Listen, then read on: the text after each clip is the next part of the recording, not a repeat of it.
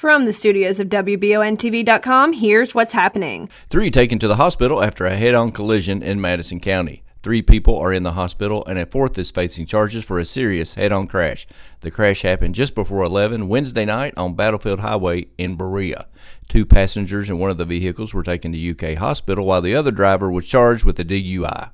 The driver of the SUV was also taken to the hospital. Kentucky State Police are on the lookout for 2 inmates who escaped from a Wolfe County transport van around noon yesterday. The escape occurred near the intersection of Fairgrounds Ridge Road and Highway 498. Chris Spencer of Beattyville and Stevie Hayes of Rogers are the 2 men that police say escaped, and at the moment they do not know how they were able to get out of the van. Spencer was being held on charges of wanton endangerment and fleeing and evading. Hayes was behind bars on controlled substance possession charges.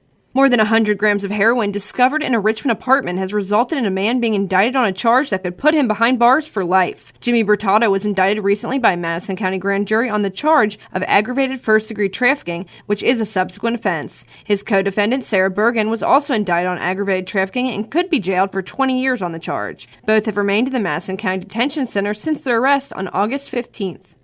Halloween is fast approaching, so it is important to keep in mind safety tips to ensure that everyone has a safe and fun October 31st. Richmond Police Sergeant Josh Hale explains that being cautious while driving is of utmost importance. People out there driving obviously need to pay attention to kids and pedestrians in the road. If you have some sort of flashlight, if you have something that will make you visible, wear bright clothing if possible. If you're a parent, especially, I know that kids will wear different costumes, but we want to make sure that everybody's being safe. Also be sure to check your child's candy to make sure it has not been opened or tampered with.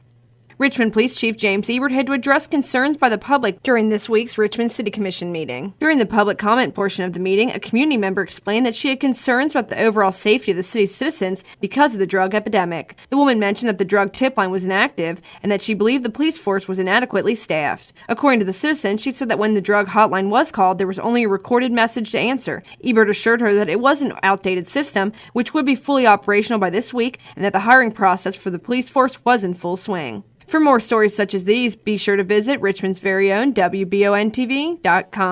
I'm Marissa Hempel.